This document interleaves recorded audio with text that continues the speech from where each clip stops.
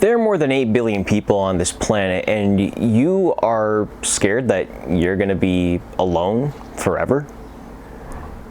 You don't think that someone appreciates you in maybe a romantic way, maybe a platonic way, because it's not just getting married at the end of the day. We all are friends and have other people in our lives, not just besides our spouses and besides our both original and our extended families. Why do you think that? Why do you think that there's no one out in this world that cares? Why do you think that there's no one in this world or out in the world that believes that you're unique, that believes that you're worthy of love, that believes that you're an amazing person that can impact their life as much as you as much as you rather walk through yours? Why? Why is that the case? Why do you think that? When did that start for you? Why do you do that to yourself? Again, I've mentioned I'm from the Northeast, and for an example, I'm a big foodie, being from around New York area and whatnot. And if you haven't been in the Northeast and had cider donuts, you're missing out. But I'm going to use them for an example today. So right here we have Stu Leonard's. Stu Leonard's a very popular, I wouldn't say chain, I guess it's a chain, but Stu Leonard's is an option in the tri-state area where they make their own fresh donuts and whatnot. And going a little more, I wouldn't say off the grid, maybe it could be, as much as it says the cheat codes right here. Got Salinger's Orchards, and yes, that's a dozen cider donuts that I have, and a dozen cider donuts that I will eat once I'm finished recording this video. But I think if we look at donuts, and especially these where it's two different brands, you can put a new spin and a new perspective on how we are as people.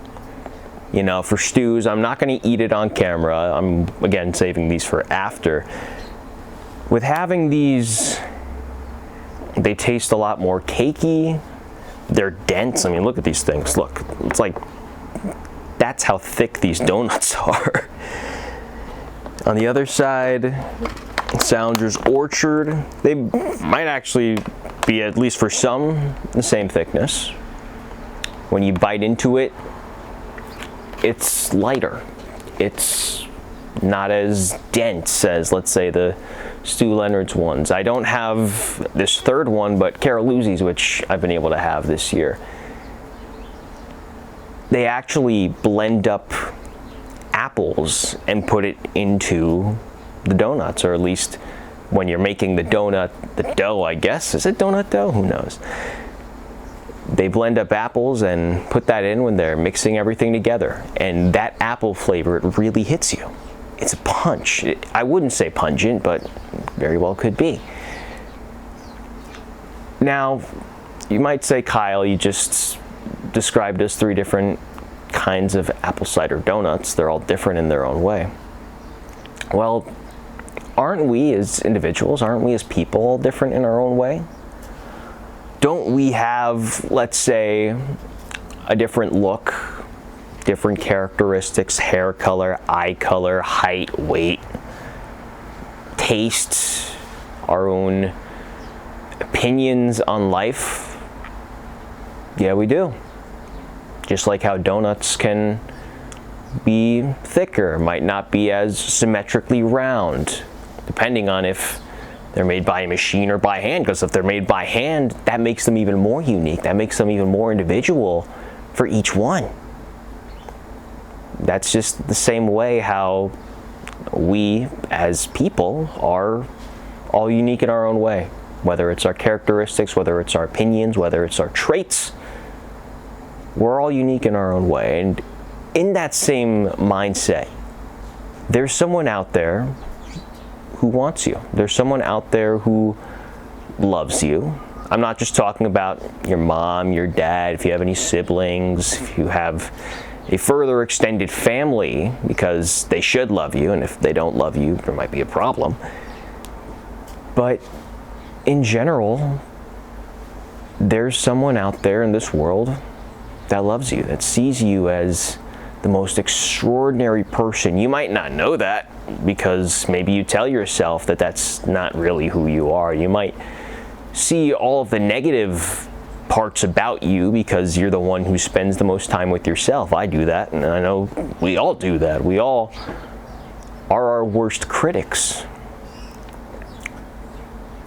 But in reality, someone out there is the person for you. Whether it's platonic, whether it's romantic, whether it's maybe in a mentor type way, there's someone out there who will meet you in your life, who already maybe has met you in your life. They appreciate your existence. They appreciate that you are on this planet. They appreciate that you are going maybe down the same path that they are from a work perspective, or maybe you're exploring a new project, looking intrinsically, looking into yourself. There is someone out there. There is someone out there for you. And mention the donuts, as I've pointed to them, I think probably the 5th time. As much as these can be people, these can be individuals, they can also be the same thing as people applying for jobs, job applicants. I'm the one applying for jobs right now. I've been applying for jobs about every year for the last few years because in my main line of work, that's what I'm doing right now. I haven't found a place where I'll be staying continuously for not just 1, 2, 3, but for the next 5 years, the next 10, 15, maybe even 20 years. I don't know. Haven't quite found that yet, and that's why I'm in this application process. But as I am in this application process, I know that, especially in my field, working in sports, there are hundreds, if not thousands, and probably thousands when you think of it, people applying for the same positions as I am. There are hundreds of people with their own work samples, their own ways of broadcasting, their own ways of writing, their own ways of posting on social media, using marketing to their advantage, game notes and whatnot, all these different little parts of what we want to do, of the position and positions that we want to be in. And in that same sense, we all find our positions. We all find someone who chooses us. Maybe it's just for 1 season. Maybe it's for 2, 3, 5 seasons. Maybe we work our entire lives somewhere.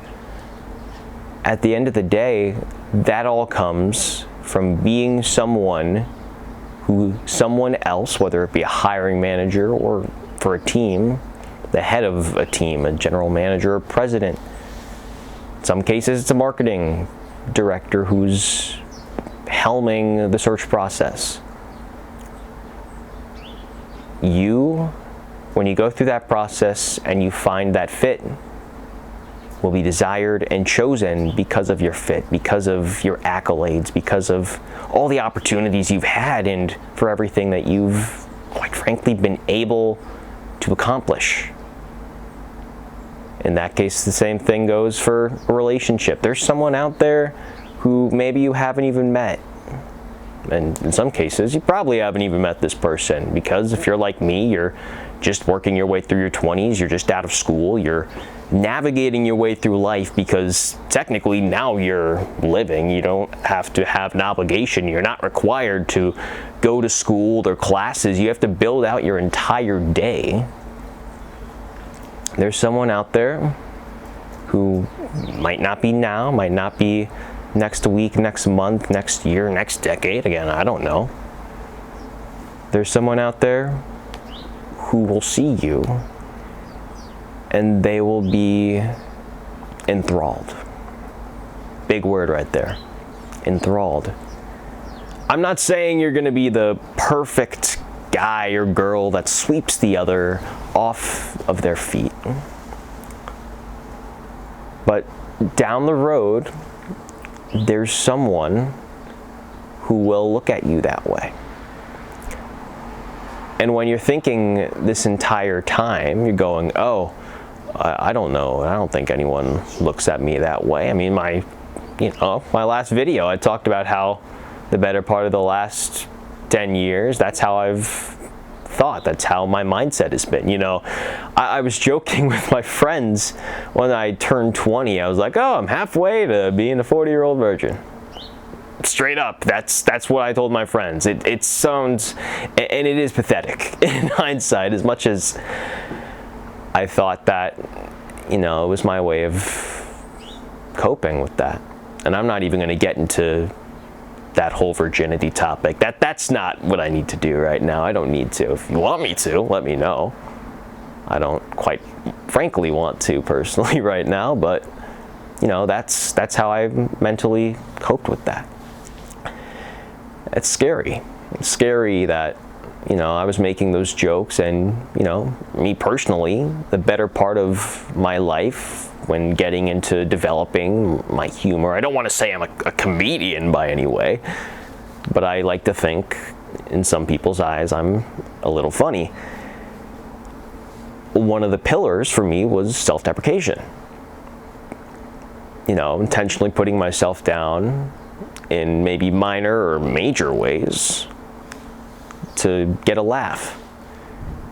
Now, my current world is me understanding and knowing that's probably not the most comfortable, not really comfortable, not the best way of walking through life. So now I'm trying to backtrack that. I'm trying to be my own best friend as compared to being someone who just makes fun of himself to get the crowd rowdy. And honestly, if you're thinking you're going to end up alone, and if you feel like you're going to end up alone, you should be focusing on that. You should be focusing on leveling up yourself. Maybe, yes, you have aspirations of being a husband or a wife, having a family. Ask yourself the question right now, do you think that current you would be able to do that?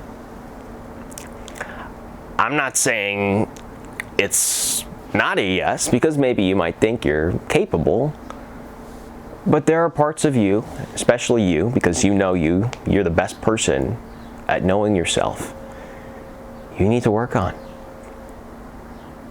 So go work on that. Maybe it's going to the gym, as routine as it sounds, because exercise really helps you. I haven't done that for the last probably 3-4 months.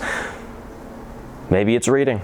Get back into reading. There are a lot of books. I ask for so many books for my birthdays and for Christmas. I don't read them immediately. So I've been actually trying, it's been on and off these last 2 or 3 years to get through all those books. Maybe go do that. Maybe just take yourself on dates. I'll talk about it in maybe the future. I'm not going to say next video. I don't know what the next video is going to be, quite frankly. But for me, I fell in love with just going to the movies by myself, which that's a big thing. Go on events by yourself.